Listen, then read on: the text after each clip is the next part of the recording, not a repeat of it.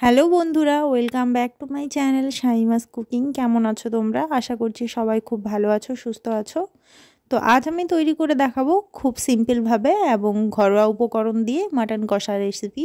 প্রথমেই আমি 1 কিলো মাংস খুব ভালো মতো ধুয়ে পরিষ্কার করে একটা পাত্রের মধ্যে নিয়েছি। এবার মাংসটাকে আমি ম্যারিনেট করে নেব। এর মধ্যে দিয়ে দিচ্ছি 2 টেবিল চামচ পরিমাণ আদা রসুন পেস্ট, দিয়ে দিচ্ছি 2 টেবিল চামচ পরিমাণ হলুদের গুঁড়ো। তারপরে আমি এখানে দিয়ে দেব 1 টেবিল চামচ পরিমাণ লবণ। আমি এখানে লবণটা কম করে ইউজ করছি। তারপরে দিয়ে দেব 2 টেবিল চামচ পরিমাণ জিরে গুঁড়ো।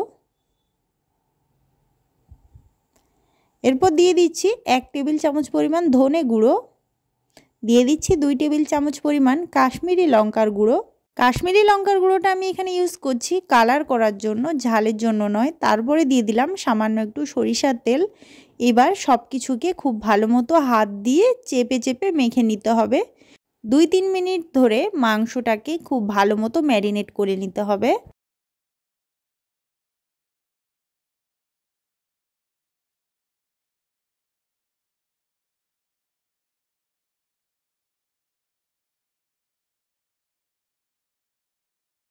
এইবার আমি মাংসটাকে কিছুক্ষণের জন্য ঢাকা দিয়ে রেস্টে রেখে দেব। এইবার আমি কিছু গুঁড়ো মশলা তৈরির জন্য নিয়েছি গোটা জিরে, ধনে, লং আর গোলমরিচ, আর নিয়েছি বড় এলাচ, আর নিয়েছি দারুচিনি। এবার এইগুলোকে আমি ভেজে নেব। আর এখানে নিয়েছি শুকনো লঙ্কা কয়েকটা, লঙ্কাগুলোর বিচি বের করে নিয়েছি। এবার এইগুলোকে একটা কড়াইয়ের মধ্যে আমি ভেজে নেব। গ্যাসের ফ্লেমটাকে মিডিয়াম ফ্লেমে রেখে আমি এইগুলোকে ভেজে নেব। হাই ফ্লেমে দিলে পুড়ে যেতে পারে, সেই জন্য মিডিয়াম ফ্লেমে এগুলোকে খুব ভালো মতো আমি ভেজে নেব।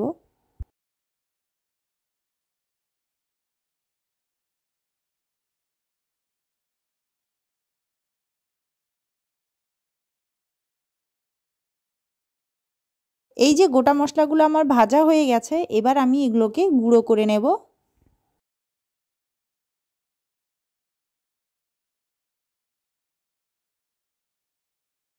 এই যে দেখুন মশলাগুলো আমি গুঁড়ো করে নিয়েছি। এবার এখানে কয়েকটা আদার টুকরো আর রসুনের টুকরো ছিলে ধুয়ে আমি পেস্ট করে নেব। আর এখানে আমি পেঁয়াজের টুকরো করে রেখেছি। এবার গ্যাসে একটা কড়াই চাপিয়ে দিয়ে কড়াই গরম করে এর মধ্যে দিয়ে দিচ্ছি তেল।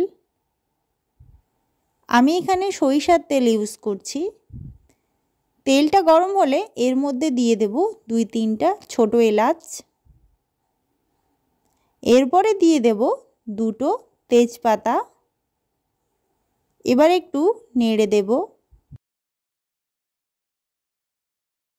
এইবার যে পেঁয়াজগুলো আমি কেটে রেখেছিলাম সেই পেঁয়াজগুলো দিয়ে দেব। আমি এখানে 5টা পেঁয়াজ ইউজ করেছি, আপনারা চাইলে বেশি করেও নিতে পারেন। গ্যাসের ফ্লেমটাকে মিডিয়াম ফ্লেমে রেখে এবার আমি পেঁয়াজগুলোকে হালকা করে ভেজে নেব।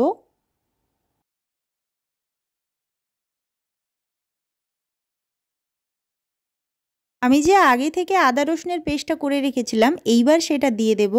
আমি এখানে 2 টেবিল চামচ পরিমাণ আদা রসুনের পেস্ট দিয়ে দিচ্ছি। এবার পেঁয়াজের সঙ্গে খুব ভালো মতো আদা রসুন পেস্টটাকে মিশিয়ে দেব।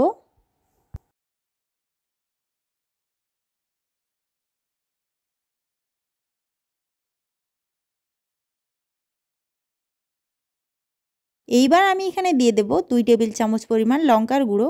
আমি যখন মাংসটা ম্যারিনেট করে রাখি তখন 2 টেবিল চামচ পরিমাণ লঙ্কার গুঁড়ো দিয়েছিলাম, কিন্তু কম হয়ে গিয়েছিল, সেই জন্য আমি এখানে আবার লঙ্কার গুঁড়ো অ্যাড করছি। তোমরা যদি প্রথমেই বেশি করে দিয়ে থাকো তাহলে এখন দেওয়ার প্রয়োজন নেই। এরপরে দিয়ে দিচ্ছি 1 টেবিল চামচ পরিমাণ হলুদের গুঁড়ো।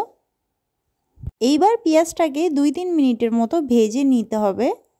পেঁয়াজটা ভাজা হয়ে গেলে এবার এর মধ্যে ম্যারিনেট করা মাংসগুলো আমি দিয়ে দিচ্ছি।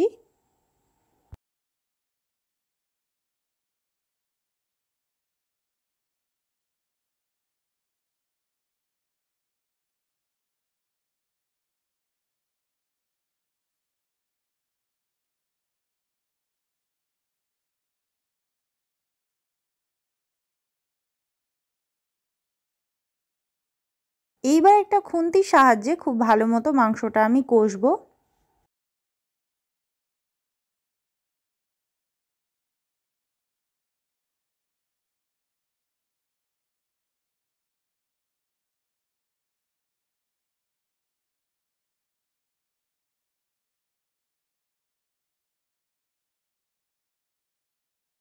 একটু সময় ধরে 10 মিনিট ধরে মাংসটা আমি কষে নেব।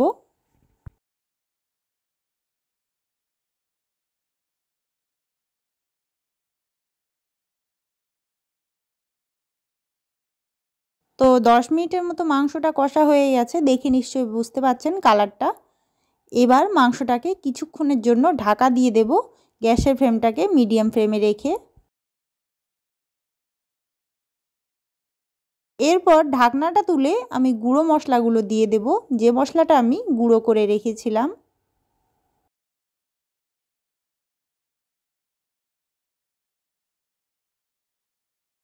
এইবার মাংসটাকে আমি আরও কিছুক্ষণ কুক করে নেব।